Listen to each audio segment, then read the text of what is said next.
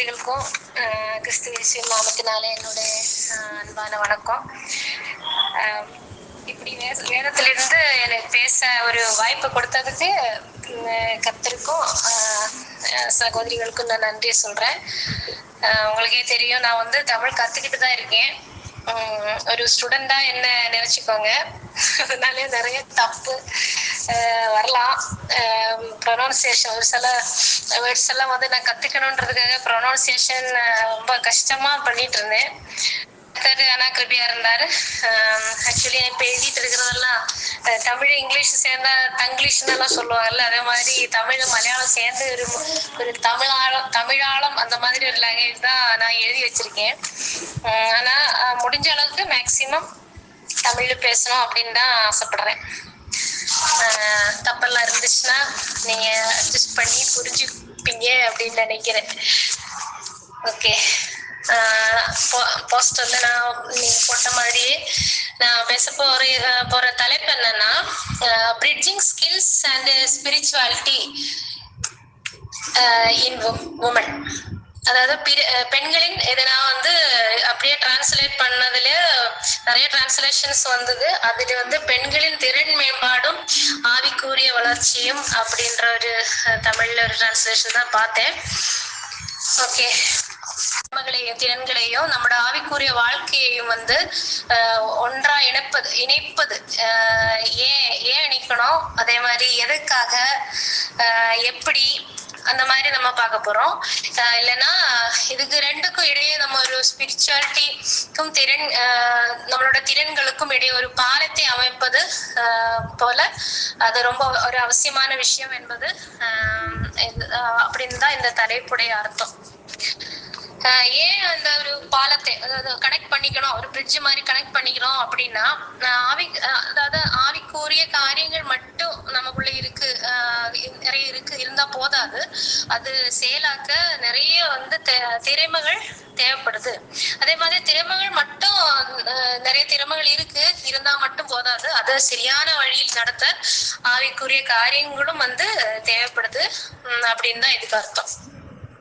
இந்த ரெண்டும் சேர்ந்தாதான் நம்மளால சமூகத்துக்கு, சபைக்கு, வீட்டிலே எல்லாம் உண்மையா சேவை செய்ய முடியும். அதே மாதிரி தேவனுடைய ராஜ்யத்துக்கும் நிறைய பண்ண முடியும், ஊழியத்தையும் செய்ய முடியும். தேவ கிருபையையும் அவரால் கொடுக்கக்கூடிய நம்மளுடைய திறன்மையையும் இணைத்து நான் நம்மளோட கர்த்தரோட நாமத்தை மகிமைப்படுத்த முடியும் அப்படின்றத நான் சொல்ல போறேன். ஆவிக்குரிய வாழ்க்கை இல்லைன்னா ஸ்பிரிச்சுவாலிட்டி அப்படின்னா என்ன அப்படின்றலாம் நமக்கு நல்லாவே தெரியும். மேலும் நம்ம அதை பத்தி நிறைய தெரிஞ்சுக்கிட்டு இருக்கோம், கத்துக்கிட்டு இருக்கோம். திறன்னா என்ன அதுவும் நமக்கு தெரியும்.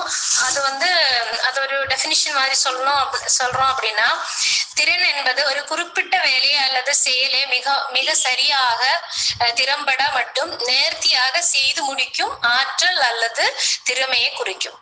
இதுதான் ஸ்கில் அப்படிங்கிறது. திறன் வந்து ஸ்கில் வந்து ஒரு ஆளுக்கு வந்து பிறப்பிலே வர்றது உண்டு. ஒரு சில இன்பார்ன் டேலண்ட்ஸ், இன்பார்ன் ஸ்கில்ஸ் எல்லாம் உண்டு. அது மட்டும் இல்லாம பயிற்சி, அனுபவம், கல்வி மற்றும் முயற்சியால வரக்கூடிய, கற்றுக்கொள்ளக்கூடிய, இல்லைன்னா வளர்க்கக்கூடிய காரியங்கள் அப்படின்னு இருக்கு. அதுதான் ஒரு சில திறன்கள் அப்படிங்கிறது. நான் வந்து எங்க வீட்டுல பாத்திரம் விளக்கிட்டு இருக்கும்போது பார்த்துட்டே இருப்பேன். ஒரு தடவை கேம்பிள் கூட ஒரு வேர்ஸ் ஃப்ரேம் பண்ணி கொடுத்துருந்தீங்க. இந்த லாஸ்ட் கேம்பிள் இல்ல, அதுக்கு முன்னாடி ஒரு கேம்பிள். அது வந்து இப்படி போட்டிருக்கோம்: புத்தியுள்ள ஸ்திரீ வந்து நீதிமொழிகள் 14வது அதிகாரம் 1வது வசனத்திலே, புத்தியுள்ள ஸ்திரீ தன் வீடே கட்டுகிறாள், புத்தி இல்லாத ஸ்திரீயோ தன் கைகளினால் அதை இடித்து போடுகிறாள் அப்படிங்கிறது வசனத்தில் இருக்குது. அதுல என்ன மீனிங் அப்படின்னா, நமக்கு தெரியும் ஒரு ஸ்திரீ வந்து வீட்டை கட்ட முடியும், அதே மாதிரி இடித்து போடவும் முடியும் அப்படின்றது ஒரு சில நேரம் நமக்கு சந்தோஷத்தையும் கொடுக்கும், ஒரு சில நேரம் பயத்தையும் கொடுக்கக்கூடிய ஒரு வசனம் தான் அது. கட்டுகிறது அப்படின்றது ஒரு ஸ்கில், திறன் அப்படின்னு நம்ம சொல்லிக்கலாம். ஆனா திறன் அற்றவளை வந்து என்ன பண்ணுவோம் அப்படின்னா, அதை வந்து இடித்து போடுவாங்க அப்படின்னு நம்ம பார்க்க முடியும். ஆக்சுவலி நான் வந்து ஒரு விஷயத்தை இல்லைன்னா ஏதாவது ஒரு சப்ஜெக்ட் கற்றுக்கொள்ளும் போது ஏதாவது ஒரு விஷயத்தை பற்றி தெரிஞ்சுக்கணும் அப்படின்னு நினைக்கும் போது என்னோட சப்ஜெக்ட் ரிலேட்டடா தான் பார்ப்பேன். சப்ஜெக்ட் சைக்காலஜி இல்லைன்னா பயாலஜி ரிலேட்டடா நிறைய அதை பார்ப்பேன். ஸோ பைபிளோட கனெக்ட் பண்ணி எந்த ஒரு விஷயமா இருந்தாலும் அதை கனெக்ட் பண்ணி கற்றுக்கொள்ள முயற்சி பண்ணுவேன். ஸோ கனெக்ட் பண்ணாத முடியாத ஒரு சில கான்செப்ட்ஸ் தியரிஸ் எல்லாம் இருக்கும், நமக்கு தெரியும். நம்ம புக்ஸ்ல படிக்கிறது எல்லாமே அப்படியே நம்ம நம்பிட்டு அது அப்படிதான் அப்படின்னு நம்ப முடியாது. ஸோ அது வந்து மார்க்குக்காக சர்டிஃபிகேட்டுக்காக மட்டும் பேப்பர்ல எழுதுறதுக்காக மட்டும்தான் படிப்பேன். மற்றபடி ஒரு சில கான்செப்ட் எல்லாம் வந்து சைக்காலஜியோட இல்லைன்னா பயாலஜியோட கனெக்ட் பண்ணி தான் நான் படிப்பேன். அப்போ வந்து எதுக்காக புதுசா ஸ்கில்ஸ் வந்து நம்ம கற்றுக்கொள்ள வேண்டும், அதாவது ஸ்கில் டெவலப்மெண்ட் அப்படின்ற ஒரு அதுக்காக முயற்சி எடுக்க வேண்டும் அப்படின்றத பத்தி நான் வந்து ஸ்டடி பண்ண ட்ரை பண்ணேன். எல்லாமே கத்துக்கிட்டேன் அப்படின்னு நான் சொல்ல மாட்டேன், இருந்தாலும் அதுக்காக நிறைய ட்ரை பண்ணேன். எப்படி அது இதுக்கும் அதுக்கும் என்ன சம்பந்தம், அதுக்கு என்ன கனெக்ஷன் அப்படின்றதெல்லாம் நான் பார்த்தேன். அப்படி இந்த ஸ்கில்ஸ் ஸ்பிரிச்சுவாலிட்டி அப்படின்ற இந்த ரெண்டு விஷயத்தை பற்றி ஸ்டடி பண்ணும்போது பைபிளுக்கும் அதாவது மனிதனின் திறன்களை மேம்படுத்துவது, அதாவது ஸ்கில் டெவலப்மெண்ட், இதுக்கு ரெண்டுக்கும் இடையிலே ரொம்ப சுவாரஸ்யமான ஒரு கனெக்ஷன் உள்ளது நான் பார்த்தேன். பைபிளில் வந்து சொல்லக்கூடிய விஷயங்களை வந்து பயாலஜி அல்லது சைக்காலஜி வழியா பார்த்தாலும் கூட அப்படியே சில முக்கியமான விஷயங்களை நம்ம இதுல இருந்து நம்ம பார்க்க முடியும், கற்றுக்கொள்ள முடியும். பயாலஜி கிளாஸ் அப்படின்னு எல்லாம் நினைச்சுக்க வேண்டாம். இருந்தாலும் இதில் கனெக்ஷன் இருக்கு அப்படின்றதுக்காக நான் ஒரு சில விஷயங்களை வந்து உங்க கூட பகிர்ந்துக்க விரும்புறேன். அதுல ஒரு 4 விஷயங்கள் தான், நிறைய விஷயங்கள் இருக்கும். அதுல ஒரு 4 முக்கியமான விஷயங்களை வந்து உங்க கூட பேசலாம் அப்படின்னு நான் நினைக்கிறேன். ஒண்ணு வந்து நீங்க இப்ப வந்து நீங்க அந்த வேர்டு கேள்விப்பட்டிருப்பீங்களான்னு தெரியல. இப்ப ரீசெண்டா அது வந்து ட்ரெண்டியா போயிட்டு இருக்கிற ஒரு வேர்டு நியூரோ பிளாஸ்டிசிட்டி அப்படின்னு சொல்லுவாங்க. நியூரோ பிளாஸ்டிசிட்டி அப்படின்னா இது நத்திங் பட் பிரெயின் ரீவயரிங் சொல்லுவாங்க. நம்ம ஆக்சுவலி முன்னாடி எல்லாம் சயின்டிஸ்ட் எப்படி நினைச்சிட்டு இருந்தாங்கன்னா வயதாகும் போது மூளை வளர்ச்சி வந்து நின்று விடும் அப்படின்னு ஒரு காலத்துல நினைச்சிட்டு இருந்தாங்க. ஆக்சுவலி நியூரான்ஸ்னா என்னன்னு நமக்கு தெரியும். இந்த மூளைக்குள்ள இருக்கிற இந்த நியூரான்ஸ் அப்படின்னா என்னன்றது நம்ம தெரிஞ்சு 10th ஸ்டாண்டர்ட்ல நம்ம படிச்சிருக்கோம்னு நினைக்கிறேன். ஸோ நியூரான்ஸ் என்ன, அது வந்து நர்வஸ் சிஸ்டத்துல இருக்கக்கூடிய செல்ஸ் அப்படின்னு தான் பார்க்க முடியும். ஆக்சுவலி இந்த நியூரான்ஸ் என்ன பண்ணும், மூளைக்கும் உடம்புக்கும் இடையே மெசேஜஸ் வந்து பாஸ் பண்றது, இன்ஃபர்மேஷன்ஸ் பாஸ் பண்றதுக்காக இருக்கக்கூடிய அந்த செல்ஸ் தான் நியூரான்ஸ் அப்படிங்கிறது. ஸோ ஆனா புதுசா வந்த ஸ்டடீஸ் என்ன சொல்லுது அப்படின்னா மரணம் வரைக்கும் மூளையால் புதுசா வந்து இணைப்புகளை நியூரல் கனெக்ஷன்ஸை உருவாக்க முடியும் என்று சொல்றாங்க. இதுதான் நியூரோ பிளாஸ்டிசிட்டி அப்படிங்கிறது. முன்னாடி என்ன சொல்லிட்டு இருந்தாங்க, இது வந்து ஒரு காலத்துல மூளை வளர்ச்சி நின்று போயிடும் அப்படின்னு சொல்லிட்டு இருந்தாங்க. இப்போ புதுசா என்ன கண்டுபிடிச்சிருக்காங்கன்னா முன்னாடி இருந்ததுதான், ஆனா சயின்டிஸ்ட் வந்து இப்ப கண்டுபிடிச்சிருக்காங்க புதுசா. இது வந்து நியூரோ பிளாஸ்டிசிட்டி அப்படிங்கிற ஒரு வேர்டு கொடுத்து அது சொல்லிட்டு இருக்காங்க. புதுசா வந்து நியூரல் கனெக்ஷன்ஸ் உருவாயிட்டே இருக்கும். நியூரல் கனெக்ஷன்ஸ்னா நியூரான்ஸ் வந்து மெசேஜ் பாஸ் பண்ணிட்டே இருக்கும்போது, அதாவது புதுசா ஒரு ஸ்கில்ல நம்ம கத்துக்கும் போது நியூரான்ஸ்களுக்கு இடையிலே வந்து புதிய பாதைகள் வந்து உருவாகிவிடும். புதுசா பாதைகள் வந்து நியூரான்ஸுக்கு இடையிலே வந்து புதுசா உருவாகி விடுறதுனாலே என்ன ஆகும்னா இந்த டிமென்ஷியா, அல்ஷிமஸ் போன்ற இந்த மாதிரி மறதி நோய்களை எல்லாம் அது வந்து தடுக்கிறதுக்கு உதவி செய்யும் அப்படின்னு புதுசா கண்டுபிடிச்சிருக்காங்க. புதுசா நம்ம வந்து ஸ்கில்ஸ் புதுசா நம்ம டெவலப் பண்ணிக்காம, புதுசா எதுவும் கற்றுக்காம பழசே நம்ம போட்டு திரும்ப அதே சேம் வாழ்க்கையை வாழ்ந்துட்டு இருந்தோம் அப்படின்னா என்ன ஆகும்னா அந்த பாதைகள் நியூரான்ஸுக்கு வந்து அந்த பாதைகள் வந்து மூடப்படும். ஸோ பிரெயின்ல வந்து புதுசா வளர்ச்சி எல்லாம் இருக்காது அப்படின்னு ஸ்டடீஸ் இருக்கு. நான் வந்து வேர்ஸ் எல்லாம் எழுதி வச்சிருக்கேன். அதனால பைபிள் நீங்க எடுத்து படிக்கணும் அப்படின்னு சொல்ல மாட்டேன். ரோமர் 12 இரண்டாவது வசனத்துல உங்கள் மனம் புதுதாகிறதுனாலேயே மறுரூபமாகுங்கள் அப்படின்ற ஒரு கான்செப்ட் இருக்கு. அதாவது நம் பழைய சிந்தனைகளை கைவிட்டு புதிய பழக்கங்களையும் எண்ணங்களையும் பயிற்சி செய்யும் போது என்ன ஆகும்னா மூளை வந்து மாறுகிறது, மனம் புதுதாகிறது. எப்படி மனம் புதுதாகும்னா மூளையில் இருக்கிற ஒரு சில விஷயங்கள் தான் அது புதுதாக்கி விடுறதுக்கு ஹெல்ப் பண்ணும் என்று பார்க்க முடியும். ஸோ நம்ம முயற்சி எடுத்து ஸ்கில்ஸ் வந்து பிராக்டிஸ் பண்ண மட்டும்தான் இந்த வந்து மனம் புதுதாக்க முடியும் அப்படின்னு சொல்றாங்க. கர்த்தர் இடைபெடுறாரு, அது சரிதான். இருந்தாலும் நம்ம என்ன பண்ணணும், அதுக்காக பிராக்டிஸ் கொடுக்கணும், முயற்சி எடுக்கணும் அப்படின்றதுதான் இந்த விஷயத்துல நான் சொல்ல விரும்பக்கூடிய ஒரு காரியம் அப்படிங்கிறது. அதாவது நியூரோபிளாஸ்டிசிட்டி அப்படின்ற ஒரு தலைப்புல. ரெண்டாவது வந்து ஒரு தியரி இருக்கு, use it or lose it theory. Use it or lose it theory. பயன்பாடு மட்டும் பயன்பாடின்மை தியரி அப்படின்னு தான் தமிழ்ல பார்த்தேன். அதாவது நம்ம இப்ப நமக்கு தெரியும், நம்ம மசில்ஸ் எல்லாம் பயன்படுத்தாம இருந்தோம் அப்படின்னா அது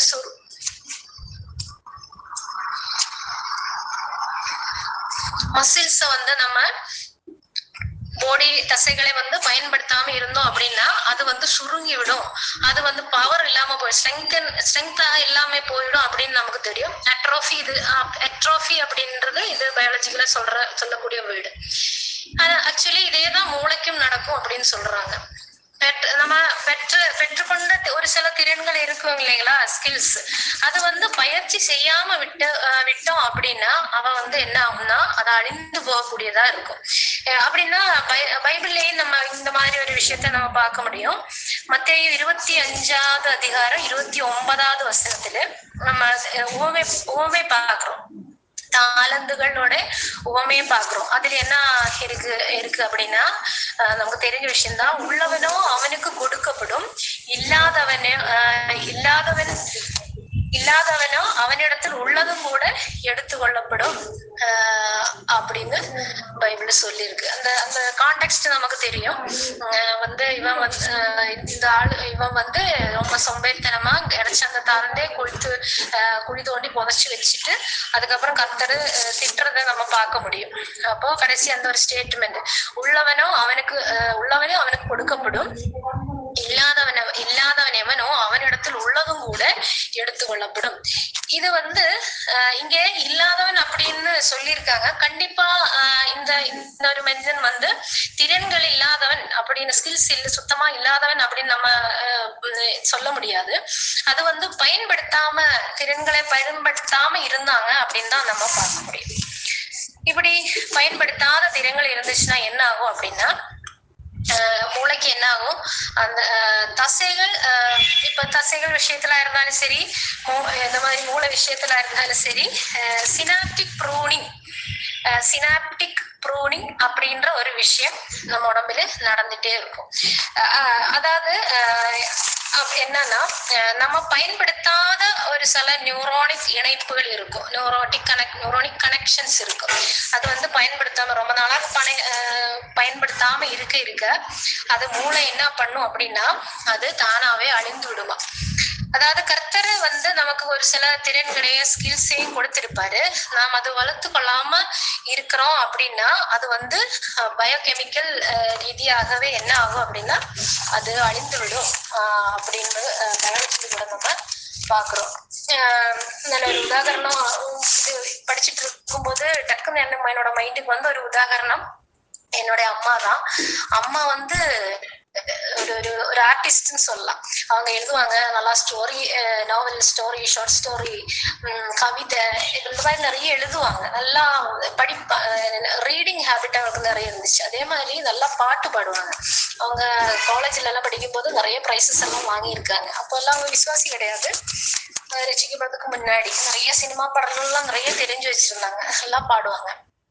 ஆனா என்னாச்சுன்னா மேரேஜுக்கு அப்புறமா அவங்க இந்த ஸ்கில்ஸ் எல்லாம் விட்டுட்டாங்க மீன்ஸ் பாடுறதுக்கு ரொம்ப சான்ஸ் எல்லாம் அவங்களுக்கு கிடைக்கல, பாட முயற்சியும் எடுக்கல.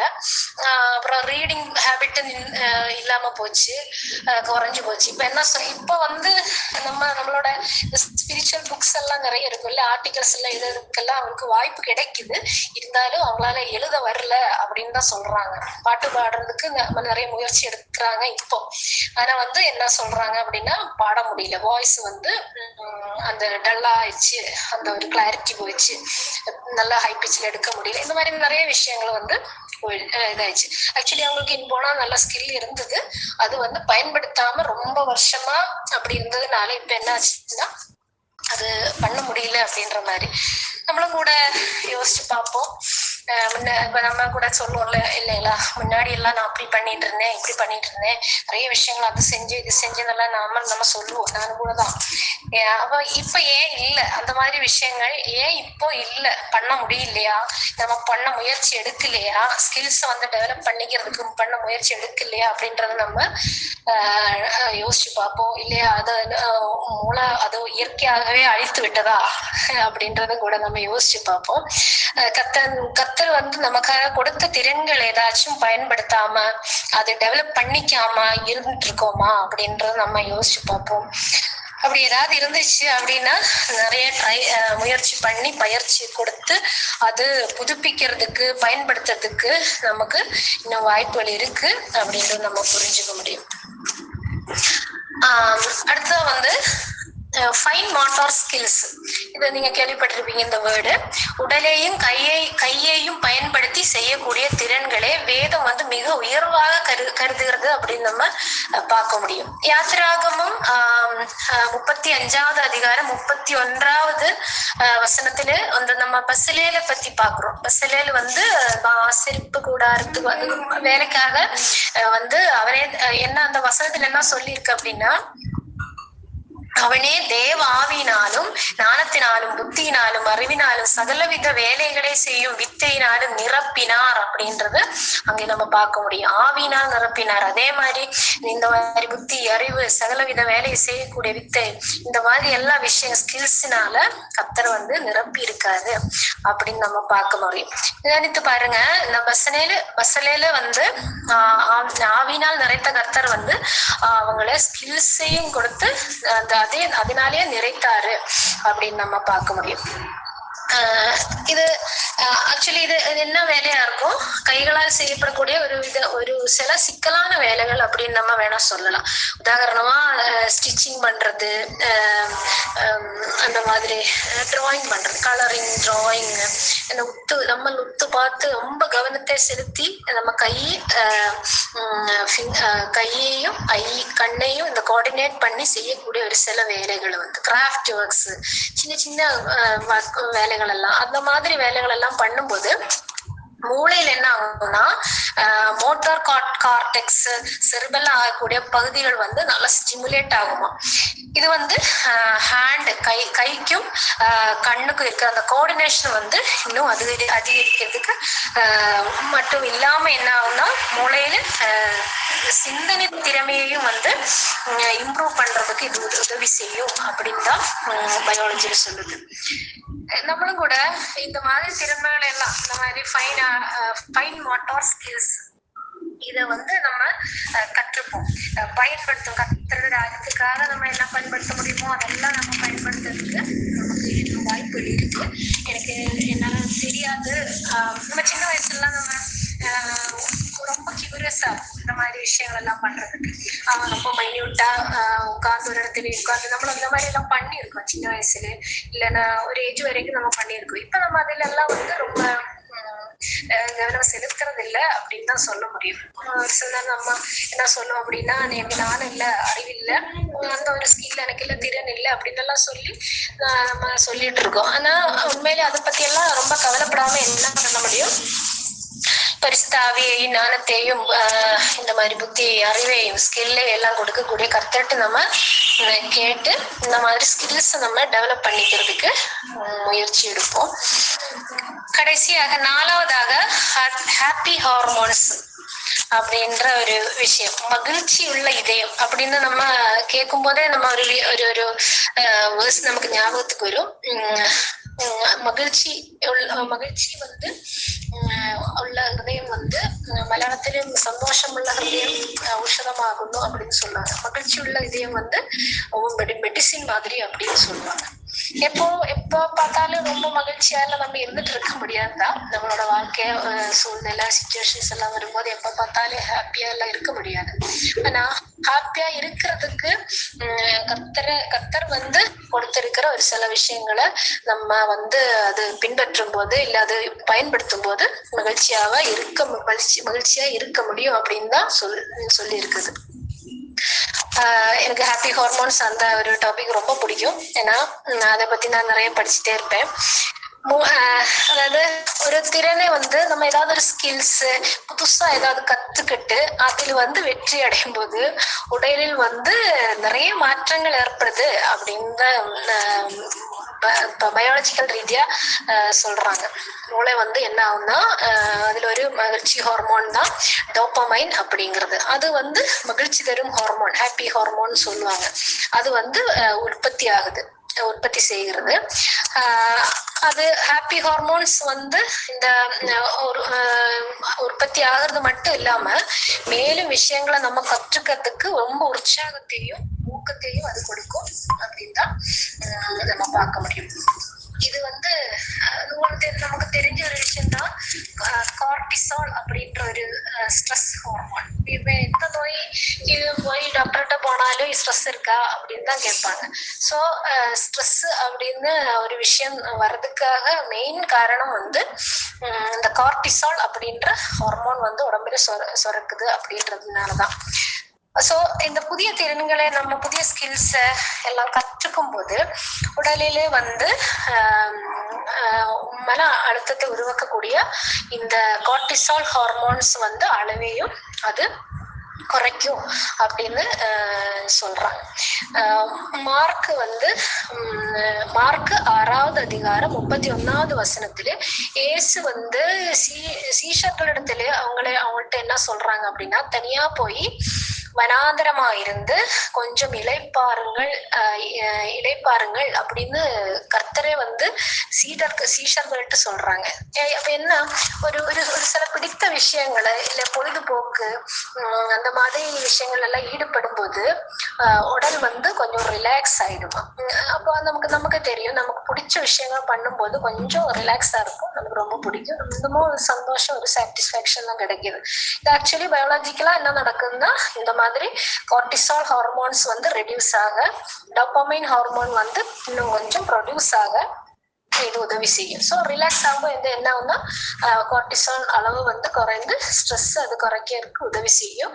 அது மட்டும் இல்லாம இந்த மாதிரி கார்டிசால் அளவு குறைய நம்மளோட நோய் எதிர்ப்பு சக்தியும் இது பெருக உதவி செய்யும். 4 விஷயங்கள் தான் நம்ம பார்த்தோம். நியூரோபிளாஸ்டிசிட்டி அப்படிங்கிற ஒரு விஷயம், அதே மாதிரி use it or lose it அந்த மாதிரி தியரி, அதே மாதிரி ஃபைன் மோட்டார் ஸ்கில்ஸ் அதே நம்ம பயன்படுத்தணும் அப்படின்றதுக்காக, அதே மாதிரி ஹாப்பி ஹார்மோன்ஸ். இது ஒவ்வொரு டாபிக்லயும் பேசுறதுக்கு நிறைய இருக்கு. அது வந்து நான் ரொம்ப பேசல, சும்மா ஷார்ட்டா தான் சொல்லியிருக்கேன். அடுத்து வந்து இப்ப நம்மளோட கிறிஸ்தவ வாழ்க்கையில இருந்தாலும் சரி, இப்ப திருச்சபையில நம்மளோட சர்ச்சில் இருந்தாலும் சரி, சமூகத்துல இருந்தாலும் சரி, கர்த்தர் வந்து நமக்கு ஒப்படைத்த இந்த ஊழியங்கள் இருக்கும் இல்லைங்களா, சில ரெஸ்பான்சிபிலிட்டிஸ் இருக்கு. இது வந்து நமக்கு நல்லா செஞ்சு முடிக்கிறதுக்கு வந்து கர்த்தருடைய கிருபை தேவைப்படுது அப்படின்னு நம்ம பார்த்தோம். இந்த ஸ்கில்ஸ் தேவைப்படுது அப்படின்னு நம்ம பார்த்தோம். ஸோ இந்த திறன்களே, இந்த ஸ்கில்ஸ் என்னன்றது நம்ம பார்த்தோம்.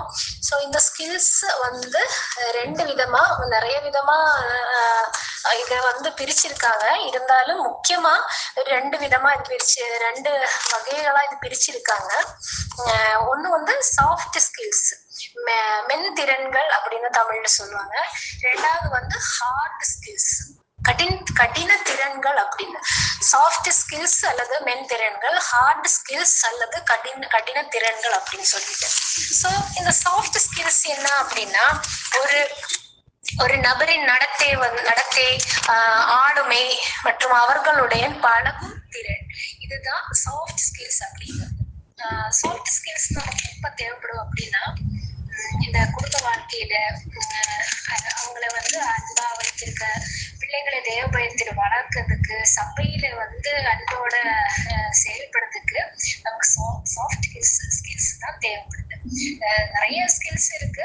சாஃப்ட் ஸ்கில்ஸ்லயே நிறைய ஸ்கில்ஸ் இருக்கு. நான் சொல்லும் போதே உங்களுக்கு தெரியும். ஒரு சில ஸ்கில்ஸ் மட்டும் நான் வந்து சொல்ல போறேன், எக்ஸ்பிளைன் பண்ண போறேன்.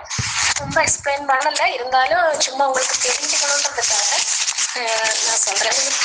ஸோ ஒன்னாவது வந்து தெரிஞ்ச ஒரு விஷயம் என்னன்னா, எஃபெக்டிவ் கம்யூனிகேஷன் அப்படிங்கிறது எனக்கு தெரிஞ்ச ஒரு விஷயம் தான். இருந்தாலும் இந்த வேர்டு புதுசா யூஸ் பண்ண அது ஒரு வேற மாதிரி தெரியும் மட்டும் அதான் சொல்ல முடியும். கணவர் இப்ப நம்ம வீட்டுல ஹஸ்பண்ட்கிட்ட, பிள்ளைங்கள்ட்ட எல்லாம், மற்றவங்கள்ட்ட எல்லாம் ரொம்ப அமைதியா அன்பா பேசுறோம்னா அப்படின்னா நிறைய பயிற்சி தேவைப்படுது அப்படின்னு நம்ம பார்க்க முடியும். எபேசியர் 4வது அதிகாரம் 29வது வசனத்துல என்ன பாக்குறோம் அப்படின்னா, உங்களுக்கு மனப்பாடமா தெரிஞ்ச ஒரு வசனம் தான். கேட்கிறவர்களுக்கு கிருபை உண்டாகும்படி பக்தி விருத்திக்கு ஏதுவான வார்த்தைகளை பேசணும் அப்படின்றதுதான் அந்த வசனத்துல சொல்கிறது. சோ இது வந்து பயிற்சியால வர்றது. அதுக்கு ஒரு ஸ்கில் தேவைப்படுது. ஏன்னா பெரும்பாலும் இந்த நம்மளுடைய பெண்களுடைய நேச்சர் என்னன்னா, ஒரு சில நேரங்கள்ல ரொம்ப செல்ஃப் கண்ட்ரோல் லூஸ் ஆகுற மாதிரி நம்ம பண்ணிடுறோம் இல்லைங்களா? எனக்கு அப்படித்தான். உங்களுக்கு செல்ஃப் அந்த மாதிரி ரொம்ப நல்லா செல்ஃப் கண்ட்ரோல் இருக்குன்னா ஓகே, நல்லதுதான். எனக்கு ஒரு சில நேரம் செல்ஃப் கண்ட்ரோல் ரொம்ப கண்ட்ரோலா இருக்கணும், ரொம்ப ட்ரை பண்ணி முயற்சி எடுத்துதான் ஒரு சில நேரங்கள்ல செல்ஃப் கண்ட்ரோல் இருக்க முடியும். மீன்ஸ் குடும்பத்திலே, ஃபேமிலிக்குள்ளே இந்த கம்யூனிகேஷன்லயே பிரச்சனைகள் வரும் போதெல்லாம் பிள்ளைங்க, மெயினா பிள்ளைங்களுடைய ஒரு அந்த மாதிரி எல்லாம் வர்றதுக்கு சான்ஸ் இருக்கு. இப்போ பக்திக்கு விருத்திக்கு எதுவான அன்பான வார்த்தைகளை எல்லாம் பேசணும்னு பைபிள் நமக்கு தெரியும். நமக்கு இந்த விஷயங்கள் எல்லாம் தெரியாம எல்லாம் கிடையாது. ஆனா பை பிராக்டிஸ் பண்ணா மட்டும்தான் இதெல்லாம் வரும். இதெல்லாம் தானா ஆட்டோமேட்டிக்கா நம்ம எச்சிப்பு அடைஞ்ச உடனே வந்து கர்த்தர் வந்து இந்த ஸ்கில் எல்லாம் உடனே கொடுத்துருவாரு அப்படின்னு சொல்ல முடியாது. நம்மளோட பயிற்சி, நம்மளோட முயற்சி எல்லாம் கர்த்தர் வந்து எதிர்பார்க்கிறாரு. அதுக்கும் கொஞ்சம் செல்ஃப் கண்ட்ரோல் தேவைப்படுது. நல்ல ஸ்கில் டெவலப் பண்ணிக்கணும் அப்படின்னு தான் நான் மீன் பண்றேன். ரெண்டாவது வந்து எம்பதி இல்லைன்னா பேஷன்ஸ் அப்படிங்கிறது, சகிப்புத்தன்மை இல்லைன்னா பொறுமை அப்படிங்கிறது. அதாவது மற்றவங்களோட இமோஷன்ஸ், ஃபீலிங்ஸ், துன்பங்கள், சந்தோஷம் எதுவா இருந்தாலும் அது புரிந்து கொள்றதுக்கு, அவங்களுக்கு ஆறுதல் சொல்றதுக்கு, ஆறுதல் சொல்லாட்டி அது அட்லீஸ்ட் புரிந்து கொள்றதுக்காக, பொறுமையோட பேசுறதுக்காக கூட நமக்கு நிறைய ஸ்கில் தேவைப்படுது. ரோமர் 12 15வது வசனத்திല് சந்தோஷப்படுகிறவர்களுடனே சந்தோஷப்படுங்கள், அழுகிறவர்களுடனே அழுங்கள். அப்படின்னா அவங்களோட இமோஷன்ஸ் நம்மளோட இமோஷன்ஸா நம்ம பார்க்க முடியுதா அப்படின்னு தான் விஷயம். அவங்க கூட என்ஜாய் பண்ண முடியணும். அவங்க சந்தோஷப்படுறாங்க, அவங்க ஒரு சந்தோஷமான ஒரு விஷயம் தான் நம்மளால சந்தோஷப்பட முடியுதா? அவங்களுக்கு ரொம்ப வருத்தமான ஃபீலிங்கான ஒரு விஷயம், சங்கடம் உள்ள ஒரு விஷயம் அப்படின்னா நம்மளால அது ஃபீல் பண்ண முடியுதா அப்படின்றதுதான். அதுக்கு வந்து எப்ப பார்த்தாலும் நம்ம அவங்க ஃபீல் பண்ணி அழுதுட்டு எல்லாம் இருக்க முடியாது. அட்லீஸ்ட் அந்த ஃபீலிங் வந்து அவங்க ஃபீல் பண்ற அதே சேம் கான்டெக்ட்ல இருந்து நம்ம மீன். இப்ப ஒரு இங்கிலீஷ்ல ஒரு சேயிங்ஸ் இருக்கு, put yourself in someone else shoes அப்படிங்கிறது. ஒரு சில விஷயங்கள் வந்து யாராவது சொல்லும் போது நம்ம அவங்கள வந்து ஜட்ஜ் பண்ணாம அந்த சிச்சுவேஷன்ஸ்ல நம்ம இருந்தா எப்படி ரியாக்ட் பண்ணுவோம், இல்ல அந்த மாதிரி ஒரு சூழ்நிலை நமக்கு இருந்துச்சுன்னா நம்மளும் இதே மாதிரி இருந்திருக்கோமா அப்படின்னு கூட நம்ம யோசிச்சு பார்க்கலாம். ஸோ ரொம்ப அனுதாபமா, ரொம்ப எம்பதட்டிக்கலா அடுத்தவங்களோட ஃபீலிங்ஸை வந்து நம்ம புரிஞ்சுக்க கூடியது அவசியமா இருக்கு. இப்போ ப்ரேயர் பண்ணணும் அப்படின்னா ப்ரேயர் பண்ணும் போதெல்லாம் ஜஸ்ட் லைக் தட் அப்படின்னு ப்ரேயர் பண்ணிட்டு போறோமா, இல்ல நம்ம இந்த மாதிரி ஒரு ப்ராப்ளம் நமக்கு வந்துருச்சுன்னா நம்ம வந்து அதை ஃபீல் பண்ணி அந்த ரொம்ப ஃபீல் பண்ணி எம்பதட்டிக்கலா பண்றோமா அப்படின்னு நம்ம யோசிச்சு பார்க்கணும். அதாவது அவங்க சைட்ல இருந்து அவங்க கான்டாக்ட்ஸ்ல இருந்து அதை யோசிச்சு பார்த்து அப்படி ப்ரேயர் பண்ணா தான் அதோட ஃபுல் ரிசல்ட்டும் கிடைக்கும். நம்ம சும்மா ப்ரேயர் பண்ண முடியும், இது எம்பதட்டிக்கலாவும் ப்ரேயர் பண்ண முடியும். ஸோ எம்பதட்டிக்கலா நம்ம அடுத்தவங்க கூட இருக்க முடியுதா அப்படின்றது நம்ம அந்த ஸ்கில் நம்மள்ட்ட இருக்கா தெரிஞ்சுக்கணும். அந்த ஸ்கில் இல்லைன்னா நம்ம கர்த்தர்கிட்ட கேட்போம். அதுவும் அந்த முயற்சியால வர்றதுதான். இப்ப நியூ ஜெனரேஷன் பிள்ளைங்களை பத்தி ரொம்ப ஃபேமஸா சொன்னாங்க, அவங்க எம்பதட்டிக்கலே இல்லை அப்படின்னு சொல்லுவாங்க. அந்த ஒரு பாயிண்ட் வச்சு சொல்லுவாங்க. அவங்களால மற்றவங்களோட ஃபீலிங்ஸ் சரியா புரிஞ்சுக்க முடியல. பொதுவா எல்லாரும் கிடையாது, பெரும்பாலும் பிள்ளைங்க நியூஜன் பிள்ளைங்க எம்பதட்டிக்கலா இல்ல இருக்க முடியல அவங்களால. நிறைய ரீசன் சொல்றாங்க. ஸோ நம்ம அடுத்த தலைமுறைக்கும் அதை சொல்லி கொடுத்து அடுத்தவங்களோட ஃபீலிங்ஸை அது புரிஞ்சுக்க கூடிய ஒரு மனநிலை அவங்களுக்கு உருவாக்குறதுக்காக நம்ம ஹெல்ப் பண்ண முடியும். அந்த ஸ்கில்ஸை நமக்கும் அந்த ஸ்கில்ஸை டெவலப் பண்ண முடியும்.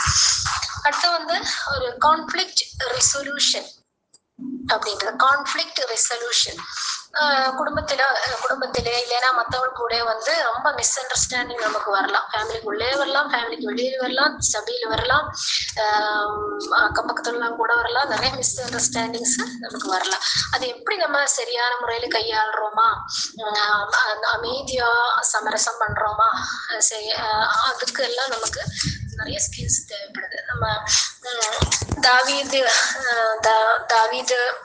மனைவியா இருந்தா அபிகைல பத்தி நமக்கு நல்லாவே தெரியும். மனைவி ஆகிறதுக்கு முன்னாடி நபாலோட மனைவியா இருந்தா.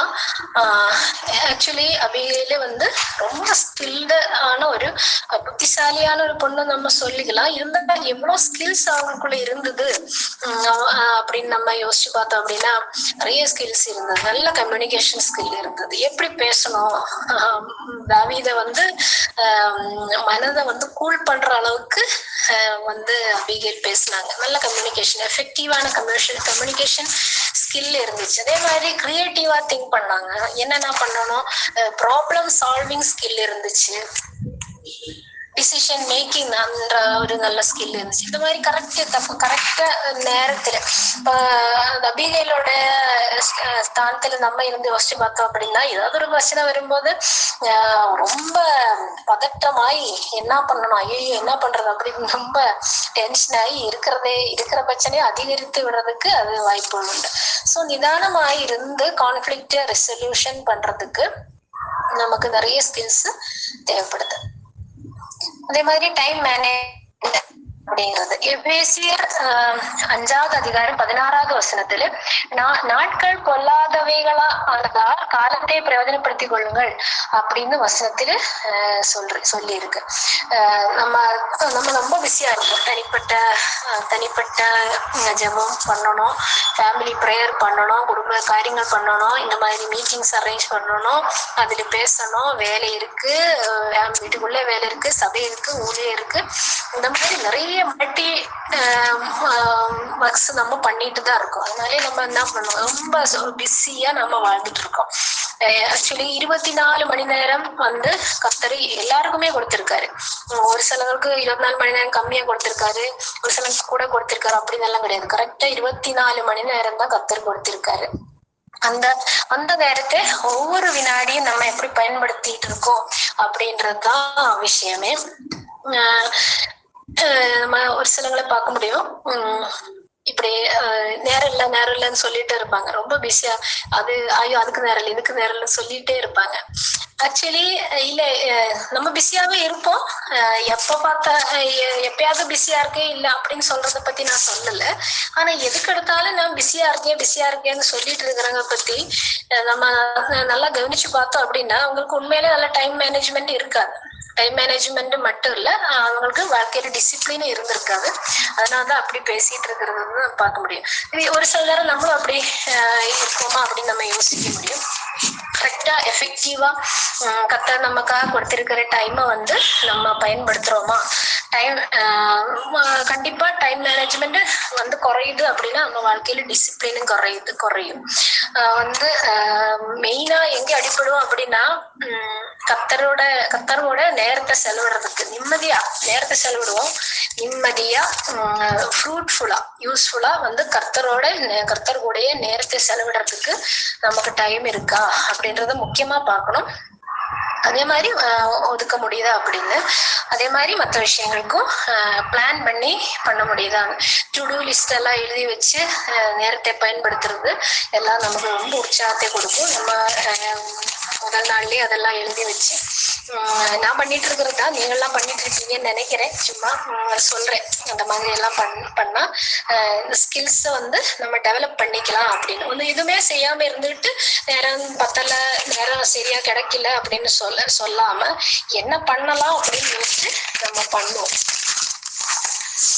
அடுத்ததாக வந்து ஹாஸ்பிட்டாலிட்டி அப்படின்னு சொல்லலாம். அந்நியர்களை உபசரிப்பது. ஹாஸ்பிட்டாலிட்டி வந்து கிறிஸ்டியன்ஸுக்கு நமக்கு தேவ பிள்ளைகளுக்கு வந்து ரொம்ப முக்கியமான ஒரு குவாலிட்டியா இருக்கணும் அப்படின்னு நம்ம சொல்லலாம். வேதத்திலும் கூட இது வந்து மிக உயர்ந்த ஒரு குவாலிட்டியா சொல்றாங்க. 1 பேதுரு 4வது அதிகாரம் 9வது வசனத்துல முறுமுறுப்பில்லாமல் ஒருவரை ஒருவர் உபசரியுங்கள் அப்படின்னு சொல்லியிருக்காரு. அப்படின்னா என்ன, எனக்கு இந்த வசனம் ரொம்ப பிடிக்கும். ஏன்னா எந்த முறுமுறுப்பும் இல்லாம நம்ம பண்ண முடியணும். எந்த விஷயமா இருந்தாலும் பண்ண முடியணும். மெயினா இந்த வசனம் எதுக்காக சொல்லியிருக்குன்னா, அந்நியர்களை உபசரிக்கும் போது முறுமுறுப்பு இல்லாம பண்ணணும் அப்படின்னா. முறுமுறுப்பு எல்லாம் நமக்கு வராது அப்படின்னு நான் நினைக்கிறேன். இருந்தாலும் டயர்டாவும் மனசுல ஒரு சந்தோஷமா இல்லாம நம்ம செய்யக்கூடிய விஷயங்களா இருக்குமோ அப்படின்னு நம்ம யோசிச்சு பார்ப்போம். எனக்கு இந்த விசுவாசிகளோட வீட்டுக்கு போறது ரொம்ப பிடிக்கும். ஏன்னா ஒரு நம்பிக்கை, அவங்க முறுமுறுக்காம நம்ம வந்து என்ன சொல்றது, வீட்டுக்கு போறது சாப்பிடுறது ரொம்ப மகிழ்ச்சியோட அவங்க நம்ம வரவேற்பாங்க அப்படின்னு. அது வந்து ஆக்சுவலி விசுவாசிகள் வந்து மெயினா பெண்கள் வந்து அது வந்து ஒரு பிளெஸிங்ஸாவும் அவங்க அது ஒரு ப்ரிவிலேஜாவும் பாக்குறதுனாலேயே நம்ம வந்து நம்பி போகலாம். ஆனா நீங்க யோசிச்சு பாருங்க, இந்த வேர்ல்ட்லி பீப்புளோட அவங்க எல்லாரையும் அப்படி குறை சொல்லல, ஒரு சிலவங்கள மோஸ்ட்லி வீட்டுல எல்லாம் எனக்கு போகணும்னா யோசிப்பேன். ஏன்னா அவங்க எந்த மனநிலையில இருப்பாங்க, நம்மள்ட்ட சிரிச்சு காமிச்சிட்டு உள்ள வந்து ரொம்ப கஷ்டப்படுறாங்களோ அப்படின்ற ஒரு வந்து யோசிப்பேன். ஏன்னா அவங்கள பொறுத்த வரைக்கும் இந்த ஹாஸ்பிட்டாலிட்டிக்கும் ஸ்பிரிச்சுவாலிட்டிக்கும் எந்த சம்பந்தமும் கிடையாது. சோ இது நமக்கு சம்பந்தம் இருக்கு, இது கனெக்ஷன் இருக்கிறதுனால நம்ம இந்த ஸ்கில்ஸ் வந்து பிராக்டிஸ் பண்ணி கொண்டு வரணும். முறுமுறுப்பு இல்லாம நல்ல ஒரு சந்தோஷமான ஒரு மனசோட கொண்டு வரணும் அப்படின்றது அது ஒரு ஸ்கில் தான். இந்த ஸ்கில் எல்லாம் இல்லைன்னு தான் நம்ம கற்றுக்கொள்ளணும். இருக்கு அப்படின்னா மேலும் மேலும் நம்ம அந்த ஸ்கில்ஸை வந்து டெவலப் பண்ணிக்கிட்டே இருக்கணும். சாஃப்ட் ஸ்கில்ஸை பத்தி நம்ம பார்த்தோம். அடுத்ததாக ஹார்ட் ஸ்கில்ஸ், கடின திறன்கள் அப்படின்னு சொல்லலாம். கற்றல் அல்லது பயிற்சியின் மூலம் பெறக்கூடிய நடைமுறை தொழில்நுட்ப திறன்கள் அப்படின்னு தான் நான் அந்த டெஃபினிஷன்ல பார்த்தேன். நீதிமொழிகள்ல நம்ம இந்த நீதிமொழிகள் 31வது அதிகாரத்தில் சொல்லக்கூடிய இந்த பெண்மணியை பத்தி சொல்லாம நம்ம எந்த சிஸ்டர்ஸோட கிளாஸும் முடிக்க முடியாது. ஸோ அவங்களுக்கு நிறைய சாஃப்ட் ஸ்கில்ஸ் இருந்தது, ஹார்ட் ஸ்கில்ஸ் இருந்தது. ஆனா மெயினா நம்ம பார்க்கும்போது ஹார்ட் ஸ்கில்ஸ் தான் நிறைய இருக்கிற மாதிரி நமக்கு தெரியும். ஹார்ட் ஸ்கில்ஸ் நிறைய இருந்த மாதிரி நமக்கு தெரியும். அதெல்லாம் நம்ம எல்லா கிளாஸ்லயுமே நம்ம சொல்லிட்டு இருக்கனால நமக்கும் தெரியும்.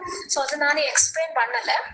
இருந்தாலும் ஜென்ரலா நமக்கு இருக்க வேண்டிய ஒரு சில ஹார்ட் ஸ்கில்ஸ் என்னன்னா, ஃபைனான்சியல் மேனேஜ்மெண்ட் அப்படிங்கிறது செலவுகளை திட்டமிடுறதுக்கும் அதை சேமிப்பதற்கும் உள்ள ஒரு ஸ்கில், ஒரு அறிவு வந்து நம்ம வளர்க்கணும். அது இல்லை எனக்கு தெரியாது அப்படின்னு சொல்லிட்டு இருக்க முடியாது. ஸ்கில்ஸை வந்து நான் சொன்ன மாதிரியே அதை டெவலப் பண்ணிக்கிறதுக்கும் கற்றுக்கிறதுக்கும் கர்த்தர் வந்து அறிவை கொடுப்பாரு. ரெண்டாவது வந்து நம்மளுடைய main department nutrition and cooking skills.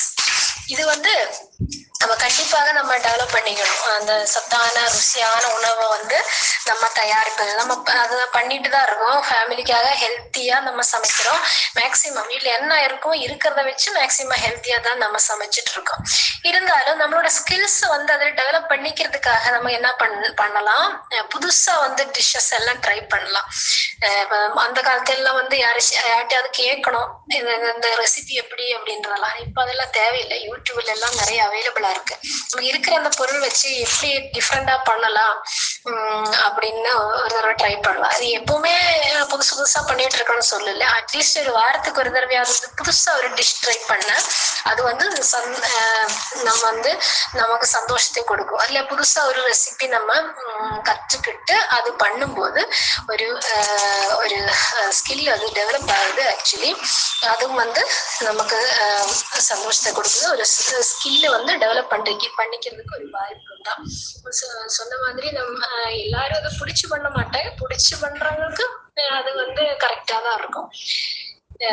எப்பயாவது பண்றது குக்கிங் ஸ்கில்ஸ் பண்ணலாம்.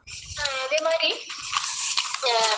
கிராஃப்ட் இப்போ முன்னாடி சொன்னேன், இந்த சீவிங் பண்றது, கிரியேட்டிவா ஏதாவது பண்றது அப்படின்னெல்லாம் ஒரு விஷயத்த நம்ம பண்ண முடியும். அந்த ஒரு ஸ்கில்ஸை நம்ம வளர்க்க முடியும். ஸ்டிச்சிங் அப்படின்ற ஒரு விஷயத்த நம்ம புதுசா நம்ம புதுசா ஏதாவது ட்ரை பண்ணுவோம். புதுசா கத்துக்க நம்ம ட்ரை பண்ணிட்டு நம்ம இது பண்ணுவோம். அதாவது வேற எதுக்கும் கிடையாது. அதுக்குன்னு வருமானத்துக்காகவோ அதுக்காக எல்லாம் கிடையாது. நம்மளோட ஸ்கில்ஸ் நம்ம டெவலப் பண்ணிக்கிறது. அதனால நான் பயாலஜிக்கலா நான் சொன்னேன், நிறைய அதுல பாசிட்டிவான விஷயங்கள் இருக்கு அப்படின்றதுக்காக நம்ம ஒவ்வொரு விஷயத்திலும் கிரியேட்டிவாவும் ஆர்ட் ஒர்க்குகள் இந்த மாதிரி எல்லாம் செய்யலாம். ஒவ்வொருத்தங்களுக்கும் ஒவ்வொரு மாதிரி திறன்கள் இருக்கும். அதெல்லாம் அதிலே பயன்படுத்தலாம். அந்த காலத்துல நம்ம பண்ணிட்டு இருந்த விஷயங்கள் எல்லாம் மறுபடியும் நம்ம பண்ண ஆரம்பிக்கலாம். முன்னாடி உடம்பையும் மனசையும் நான் சொன்ன மாதிரி சம்பாதிக்கிறதுக்குன்னு அந்த மாதிரி விஷயத்துக்காக மட்டும் கிடையாது. உடம்பையும் மனசையும் ஆரோக்கியமா வச்சுட்டு இருக்கிறதுக்கு இந்த மாதிரி விஷயங்கள் நம்ம கற்றுக்கலாம். ஒரு நாளைக்கு ஒரு 10 நிமிஷமாவது அப்படி ஹேண்ட் ஐ கோஆர்டினேஷன் வர்ற மாதிரி ஏதாவது ஒரு விஷயம் பண்றது ரொம்ப நல்லதுன்னு சொல்லுவாங்க. எம்ப்ராய்டரி பண்ணலாம், கிராஃப்ட் ஒர்க் பண்ணலாம். ஒன்னும் ஒரு பேப்பரை வச்சு கட் பண்ணிட்டு ஏதாவது புதுசா செய்யறது. சொல்லும் போது என்னால அது சின்ன பிள்ளைத்தனமா இருக்கு அப்படின்னு நம்ம நினைக்கலாம். நம்ம வந்து ஏஜ் ஆக ஆக நமக்குள்ள வந்து பிரெயின் வந்து ஹெல்த்தியா இருக்கணும் அப்படின்னா இதெல்லாம் இந்த சின்ன ஃபைன் மோட்டர் ஸ்கில்ஸ் இதெல்லாம் தேவைப்படுது. சின்ன பிள்ளைகள் மட்டும்தான் அந்த மாதிரி எல்லாம் பண்ணிட்டு இருப்பாங்க அப்படின்னு நம்ம ஒருவேளை தப்பா நினைச்சிட்டு இருக்கோம் அப்படின்னா அப்படி இல்லை. அப்படி நம்ம நினைக்க கூடாது. நம்மளும் கூட அந்த மாதிரி விஷயங்கள்லாம் எப்பயாவது பண்ணலாம். சும்மா உட்கார்ந்து இருக்கும் போது யூடியூப் பார்த்து ஏதாவது பண்ணலாம். சும்மா பேப்பர் கட் பண்றது, ஏதாவது ஸ்டிச் பண்றது, இந்த மாதிரி நான் சொன்னது உங்களுக்கு நீங்க புரிஞ்சுப்பீங்கன்னு நினைக்கிறேன். அடுத்த மெயினான ஒரு விஷயம் டிஜிட்டல் டெக்னாலஜி லிட்ரஸி அப்படிங்கிறது. டெக்னாலஜி வந்து அப்டேட் ஆயிட்டே இருக்கு. நம்ம வந்து அவுடேட்டடா போகக்கூடாதுன்றதுக்காகவே நம்ம வந்து அது கத்துக்கணும். இப்ப கூட நம்ம அந்த நல்ல நல்ல விஷயங்கள் எவ்வளவு வருது. தப்பான விஷயங்கள் வந்து அப்டேட் ஆகி அது கத்துக்கிட்டு நம்ம தேவையில்லாம டைமை வேஸ்ட் பண்ணணும் அப்படின்னு நான் சொல்லல. அது எது நல்ல விஷயம் அப்படின்னு தெரிஞ்சுக்கிட்டு அது கற்றுக்க ட்ரை பண்ணலாம். நம்ம இப்ப நியூ ஜெனரேஷன் பிள்ளைங்க தான், அவங்களுக்கு தான் நிறைய தெரியும். அந்த காலத்துல இந்த நம்ம எல்லாம் பழைய ஆளுங்க, நமக்கெல்லாம் கொஞ்சம் கொஞ்சமா தான் தெரியும். ஏதோ பேசிக் தெரிஞ்சு வச்சிருக்கேன் அப்படின்னு நம்ம சாட்டிஸ்ஃபைடா இருக்காம மேலும் மேலும் கற்றுக்க முயற்சி எடுப்போம். இப்போ கூட நம்ம இந்த ஜூம் மூலியமா அந்த டெக்னாலஜி தான் பயன்படுத்திட்டு இருக்கோம். இன்னும் இதுல என்னென்ன பண்ண முடியுமோ அதெல்லாம் நம்ம டெக்னாலஜியை கற்றுக்கிட்டு அது நம்மளோட ஸ்கில்ஸ் வந்து டெவலப் பண்ணிக்கலாம். அது மூலியமா அறிவு சம்பாதிக்கலாம், வளரலாம், சந்தைக்கு ஊழியங்கள் பண்ணலாம், சமுதாயத்துக்கு டெக்னாலஜியை வந்து நமக்கு பயன்படுத்தலாம் அப்படின்ற ஒரு மைண்ட் நமக்கு இருந்தா போதும். நமக்கே தெரியும். அப்ப அது கற்றுக்கிட்டா நல்லா இருக்கும். இந்த பிபிடி பிரசன்டேஷன் எல்லாம் அதெல்லாம் ஒரு நம்ம இப்ப கேம்ப்ல எல்லாம் பண்ண ஆரம்பிச்சிருக்கோம். அது இன்னும் டெக்னாலஜி எப்படி எல்லாம் யூஸ் பண்ணலாம் அப்படின்னு தெரிஞ்சுக்கிட்டு நம்ம சிஸ்டர்ஸே வந்து அதெல்லாம் பண்ணுவோம்.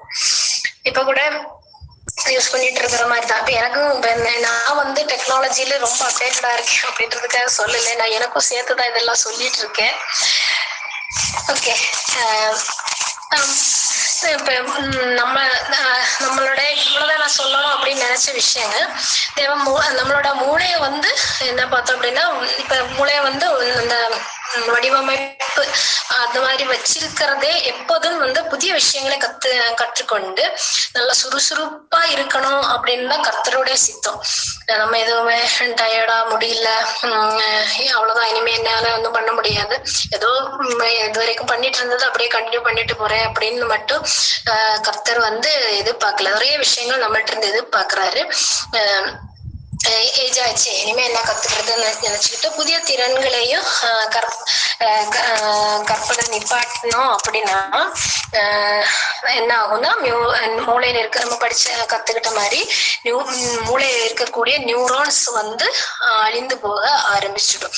ஆனா வேதத்துல சொல்லியிருக்கிறபடியே மனசை வந்து புதுசா மாற்றணும், அதை ஷார்பன் பண்ணிட்டே இருக்கணும். பயாலஜிக்கலாவே மூளையில் வந்து செல்களே உருவாக்குறது, புதுசா செல்களை உருவாக்குறது, நல்ல மகிழ்ச்சி ஹார்மோன்ஸை வந்து உற்பத்தி செய்கிறது அப்படின்றது நம்ம பார்க்க முடியும். அதனால நம்ம இந்த மாதிரி விஷயங்கள் எல்லாம் புதுசா கத்துப்போம். புதிய திறன்களை எல்லாம் கற்றுக்கொண்டு ஆவிக்குரிய ரீதியா மட்டும் இல்லாம அது மட்டும் நம்ம நினைச்சிட்டே இருக்காம நம்மளோட ஆரோக்கியத்துக்காகவும் மிக முக்கியமான ஒரு விஷயம்தான் இந்த ஸ்கில் டெவலப்மெண்ட் அப்படின்றது நம்ம புரிஞ்சுப்போம். இந்த மாதிரி திறன்கள் எல்லாம் நம்மளால மட்டும் முயற்சி எடுத்து கற்றுக்க முடியும் அப்படின்னு நான் சொல்ல. இந்த மாதிரி எந்த ஸ்கில்ஸா இருந்தாலும் திறன்கள் எல்லாம் மொத்த உலகத்துல உள்ளவங்களுக்கு ஜெனரல் கிரேஸ் கத்தர் கொடுத்திருக்காரு. நம்ம கத்தரோட பிள்ளைங்களுக்கு வந்து கத்தர்கிட்ட கேட்டு அது திறன்களை வளர்க்க கூடியவங்களா தான் நம்மளை கத்தர் வந்து ஆசைப்படுறாரு. கத்தர்கிட்டே நம்ம அந்த கிருபையை கேட்போம், அவரு நம்ம மேல கிருபையா இருப்பாராக. கத்தருடைய நாம மகிமைப்படுவதாக. தேங்க்யூ.